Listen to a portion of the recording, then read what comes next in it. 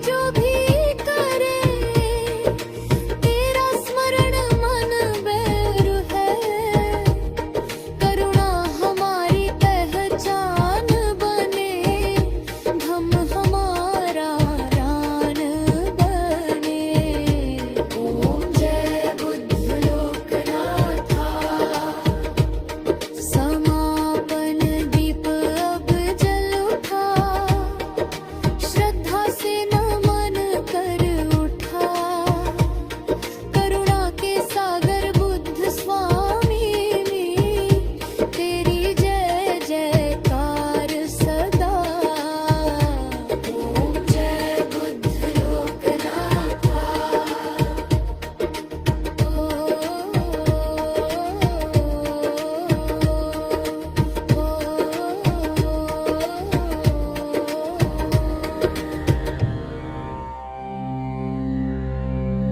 जंगल में एक नाम गूंजता था,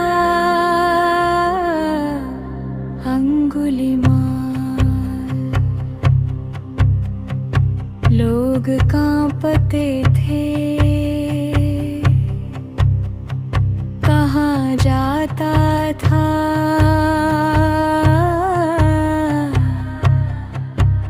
वह लोगों की उंगलियां काट कर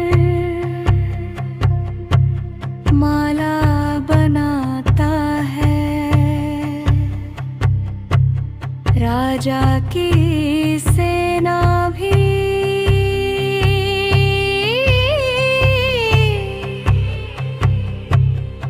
उसे पकड़ नहीं पाई थी। एक दिन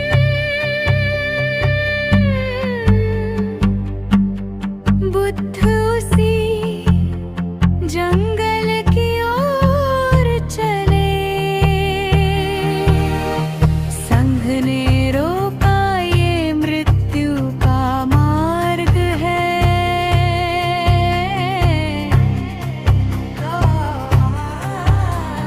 बुद्ध मुस्कुराए, मृत्यु से भागने वाला धर्म नहीं समझ सकता। अंगुलीमाल ने बुद्ध को देखा, तलवार उठाई दौड़ा। पर चाहे जितना दौड़ा, वह बुद्ध तक पहुँच ना पाया। हैरान होकर चिल्लाया, रुको। बुद्ध रुके और बोले, मैं तो रुक चुका हूँ, तुम कब रुकोगे? ये शब्द अंगुलीमाल के भीतर गड़ गए। वह गिर पड़ा।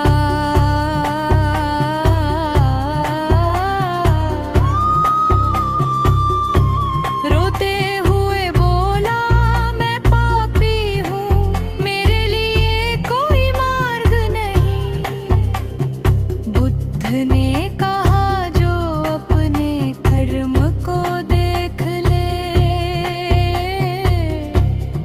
वही मुक्त हो सकता है।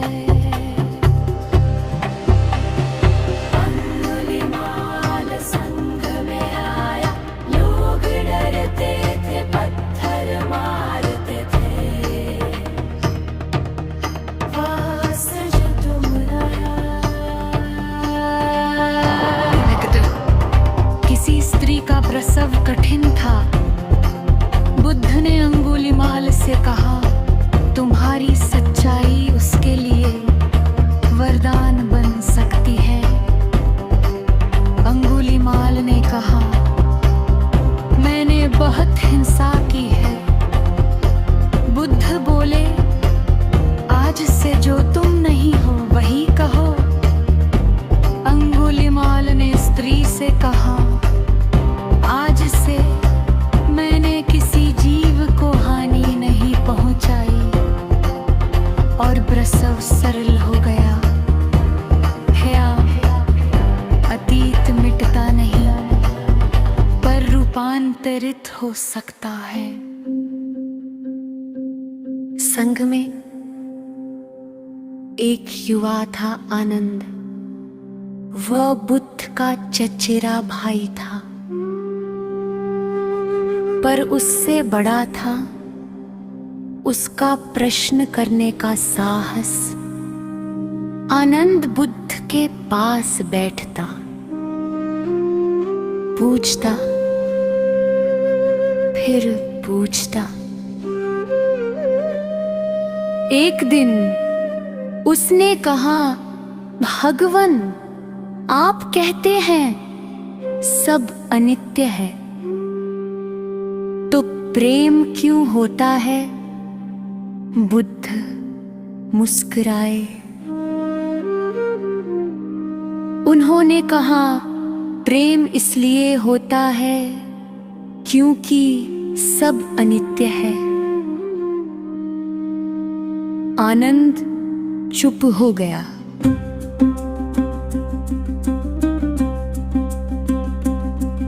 एक और दिन उसने पूछा, अगर आत्मा नहीं है तो मुक्ति किसकी?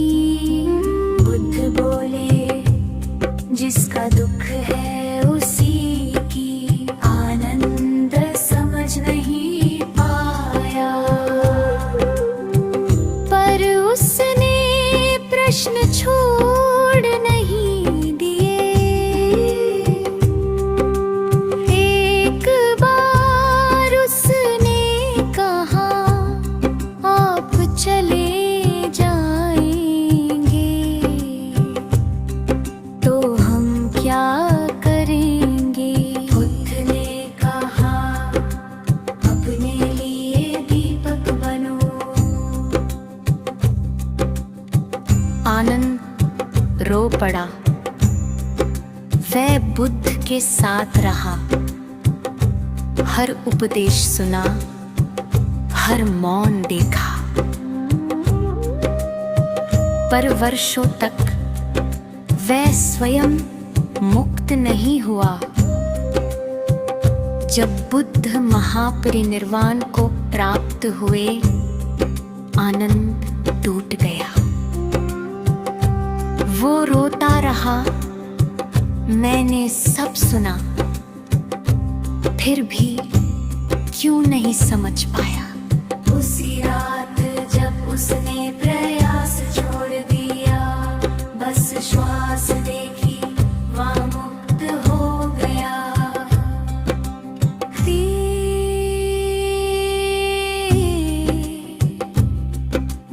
कभी कभी उत्तर प्रयास छोड़ने से मिलता है।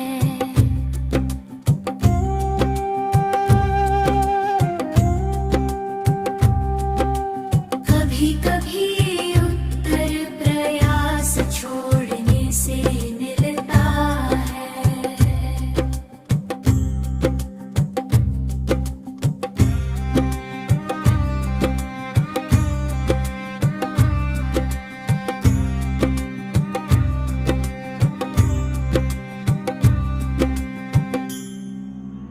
बुद्ध की आयु बढ़ चुकी थी, शरीर थक गया था, पर करुणा नहीं। कुशीनगर की ओर उनकी अंतिम यात्रा थी। मार्ग में उन्होंने अंतिम उपदेश दिया। सब संस्कार नश्वर है, सावधान रहो, जागृत रहो। एक साल वृक्ष के नीचे उन्होंने दाहिनी करवट ली। आनंद रो रहा था। बुद्ध ने कहा, मत रो, जो जन्मा है वह जाएगा। उन्होंने से कहाँ मेरे बाद हम और बिन तुम्हारे गुरु होंगे। धीरे धीरे उनकी श्वास शांत हुई। बुद्ध गए नहीं वे, हर उस मन में रहे जो जागा।